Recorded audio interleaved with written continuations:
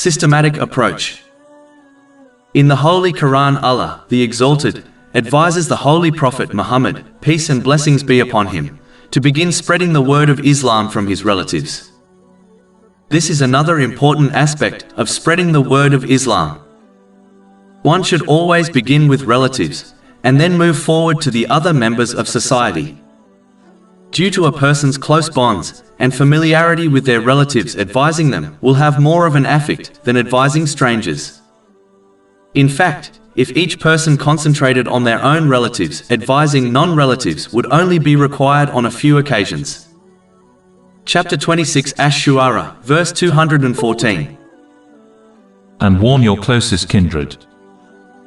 After this step, the Holy Quran advises one to spread the word of Islam within their local society. Chapter 42 Ash-Shura, verse 7. And thus we have revealed to you an Arabic Quran that you may warn the mother of cities, i.e. Mecca and those around it. The final step is to invite mankind on a national level towards Islam. Chapter 34 Saba, verse 28.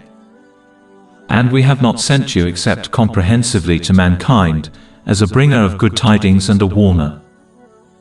Allah, the Exalted, commanded the Holy Prophet Muhammad, peace and blessings be upon him, to adopt this gradual process, so therefore, each Muslim who undertakes this task should also adopt this method.